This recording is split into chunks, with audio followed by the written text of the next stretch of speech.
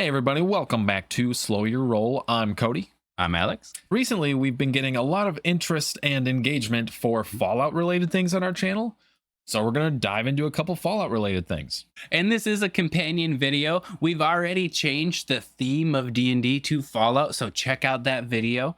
But this one's going to be a couple of the mechanics. Something I've always wanted to do is bring the crippling mechanic from Fallout to D&D. And it's not even exclusive to Fallout. So if you did end up learning this mechanic, you'd be better off in the greater TTRPG world. One of the cool things you can do in Fallout is target specific limbs, and by doing so, you can completely change the tide of battle and make one incredibly fearsome opponent not nearly as fearsome. And this helps to add a great layer of strategy to gameplay. So how exactly do targeting attacks work? Obviously, if you're going to target a specific limb, that being the legs, the arms, then you're gonna want some kind of effect to happen out of that, but it's not gonna be as easy as just hitting the torso, which is general damage, and general damage gets applied evenly throughout. But if you did target a limb like the arm per se, he's got 15 AC, but his arm has 17 because you're trying to be precise. For an easy example, let's just say this character that we're trying to shoot has 50 HP. That means each one of his limbs have 10 HP. When you get that limb down,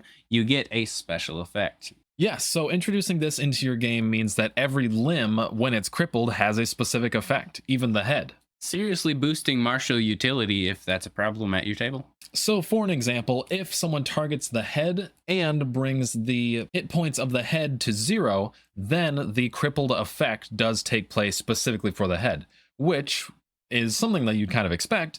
The target would be disoriented and stunned for a round, and then any check that is made that is mental related, be it a wisdom or intelligence check, and maybe even charisma checks, will be made with disadvantage until the head is healed or not crippled, which we'll get to mechanics for later. It's almost like giving everybody a chance to do the monk's stunning strike, if you know what I mean. But if you were to target the arms instead and manage to bring their hit points to 0, then you're going to see that this creature using that arm, if they have anything in that hand, they're going to drop whatever that is, effectively disarming them and forcing them to have to pick that thing up again. And of course, this would give disadvantage on any attacks or checks made using that specific arm until that arm's healed.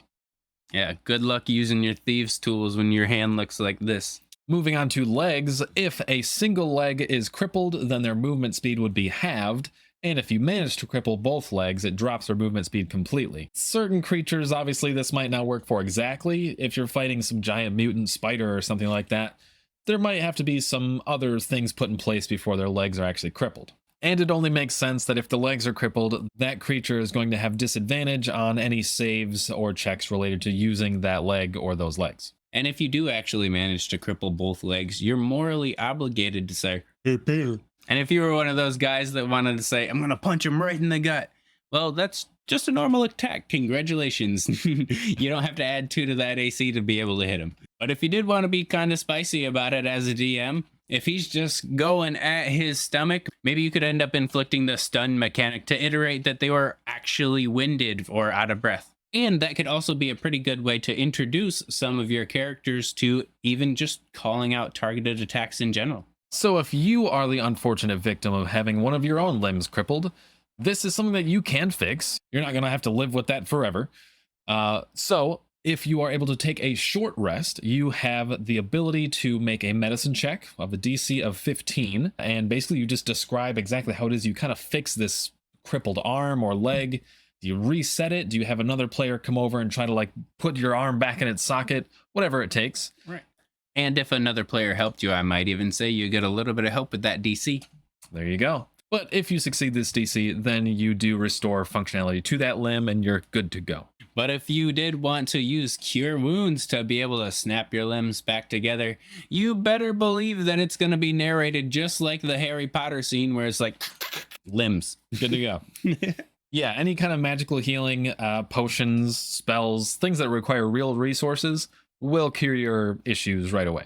So I can already see you in the comments. Relax. A lot of things don't have legs. I get it. Try and fight an ooze with targeting combat might be a bit weird, but this does apply to a lot of things. Just use it to the DM's discretion. And if in the middle of combat, the players make a feasible argument to be able to like shoot a portion of the ooze off or split it in half. It would be really cool narrative wise. So just use your imagination and go wild. An example of using this for creatures that don't have normal humanoid limbs. I mentioned a spider earlier. One of the other things I thought of was like a centaur, technically. One thing you could do is just take the pool that would be for a humanoid's legs. So if they have 50 HP, each leg is 10 HP. You could just apply the entire health pool to like one leg kind of deal if it's a spider. That way, all of their legs combined would have 20 HP. And even in the case of a spider, I could see it being like shipping away percentages because it's really hard to just hit the center of a spider without hitting its legs. So you could actually even have it chipping away legs one after another until you're able to hit the center of a spider. It could be kind of like a puzzle, being able to have an interactive combat. I guess thinking back on it, the spider, all of its arms and legs are all in the same thing. So maybe for the spider, you just have its torso and its legs, and that's all of its limbs, and that's all you have. So maybe its health is just split in half between torso and legs. But really, just do whatever works for your table. Tweak it a little bit and make sure you check out the PDF in the description. We've got a decent amount of things worked out already, and as always, homebrew is the key to success. So change it, please. Do what you like.